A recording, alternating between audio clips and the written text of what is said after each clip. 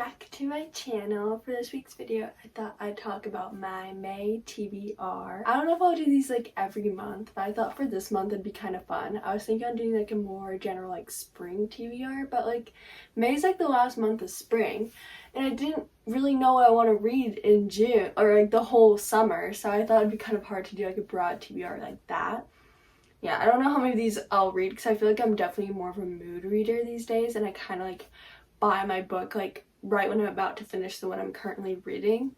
So who knows, but this is just kind of my guess on like what my May TBR is gonna look like. My first book is gonna be Funny Story by Emily Henry. This is her new release. I just got it a couple of days ago and I'm just so excited to read it. Currently, I'm reading Every Summer After by Carly Fortune, and I really have been enjoying that book too. It definitely gives me love in other words. But anyways, back to Funny Story.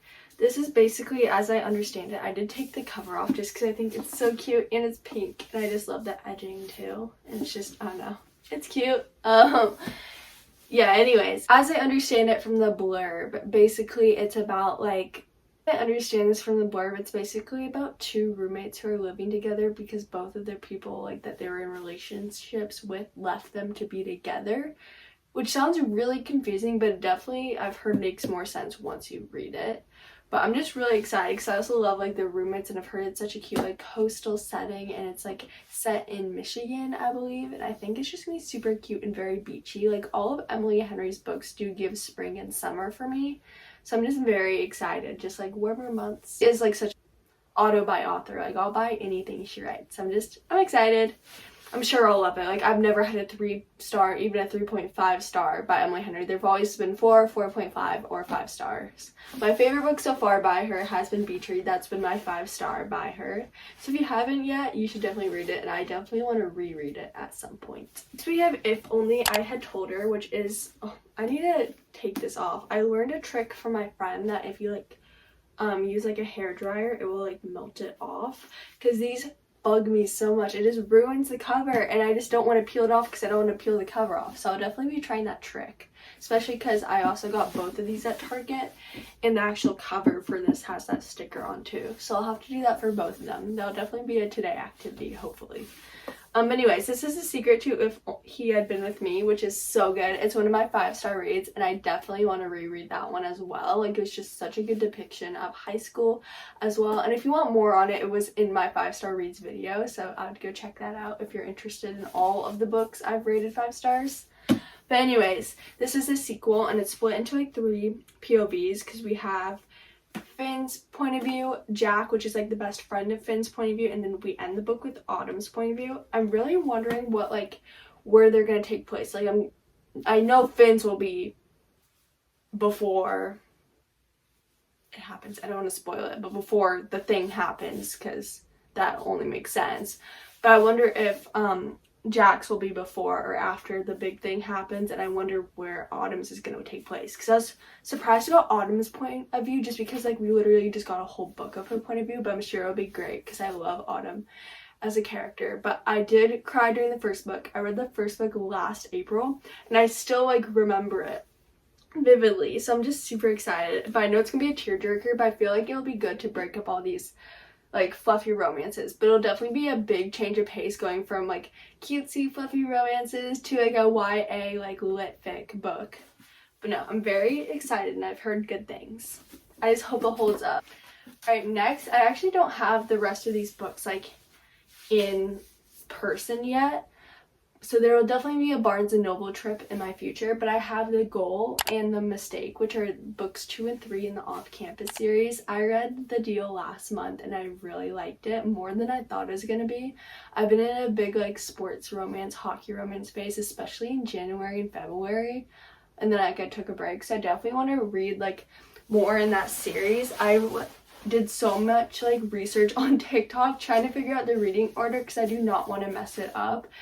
And like I didn't really get a great answer, so I'm just gonna trust Goodreads and what they say like the number for the book is, because there's so many like spin-off series and mini-series novellas. Like it's a whole world by L.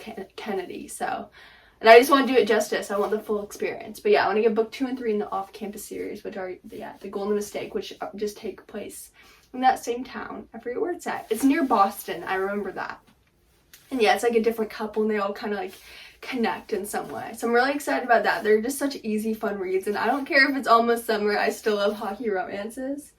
So I have those, and then I also want to read Flawless, which is book 1 in the Chestnut Spring series by Elsie Silver. I definitely have been on the fence the last few months about getting into this series, just because like I don't know if I'm gonna like cowboy romances, but I feel like it's so hyped for some reason, so I definitely want to try it and get the first book. So I'm excited. And then some bonus books, like those are the ones I'm pretty sure I know I'll probably read, especially the deal ones, like the off-campus series. But as far as like bonus books, I do want to try a fantasy book. Like that genre has just gotten so popular, but I just do not know what one like I would read. Because I've just never been like a big fantasy reader, but I feel like it's such a popular genre and those books are so popular for some reason. So you have to give me some advice in the comments if you've had any that like is a good starter fantasy that's not too heavy. And I'd love bonus points if it's a subplot of romance, because you know me, I'm definitely a majority romance reader. But I do want to get into that genre. Like I've just heard so many good books and I feel like it'd really expand like my reading. So yeah, if you have any recommendations for just getting into fantasy with a subplot of romance, let me know. So I might read one of those this month or next month, sometime in the near future. I know I need to read a fantasy book because I read like the first 2 books of the Shatter Me series, but that series was just not for me. Like I don't know if it gets better, but like I read that like a year or 2 ago. Like it's been a minute and it just was not my series. But yeah, as far as like other bonus books, I do want to finish like the Magnolia Parks universe, like that whole like 5-book series, and I read Magnolia Parks last month too. It was more slower than I thought, but I do think I want to continue this series, so I might pick up Daisy Hates. I think that's the second one, if I want to. Like that would be more of like just a spontaneous like impulsive pickup. I'm trying to think of what else.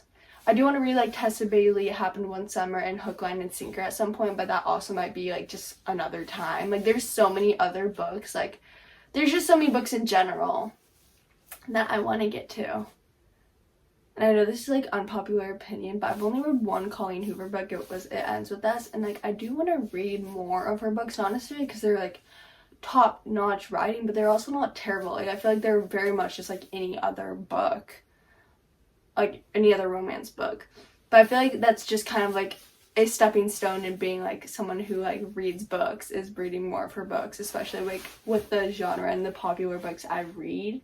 So that's definitely on my list. I also want to read more like thrillers, like especially when it comes to fall. Like I do want to get back on like Karen McManus. I think that's the author of One of Us Is Lying. Like she's like written so many books. Like I used to be like all into it, but I haven't. And I also want to read 5 Survive by Holly Jackson, because I did love the Good Girls Guide to Murder series, and I'm so excited for the TV show. Like I feel like TV and movies have just been hitting recently. Speaking of TV and movies, I also want to watch Turtles All the Way Down, the new like movie depiction, and I just hope they do that book justice, because that book is so dear to my heart. I went through such a John Green phase, and if you haven't read any of his books, I highly recommend. They're again like young adult books that actually are deep enough for them to like be worth the read. Yeah, that's another thing. I want to read more Lynn Painter books. I read Better Than the Movies last month and I loved it. It was so good. It was 4.5 stars and I was obsessed. And it just made me so want to fall in love. But I do want to read more of her books. I'm so excited for the sequel to come out in the fall. Like I am so thrilled because I just can't wait to read them in college. Yeah. I think that's it for my May, just like TBR and just like book thoughts in general on books I want to read soon. I guess like upcoming TBR is a better way to put it. Hope you enjoyed this video and I will see you next week. Yeah. Bye.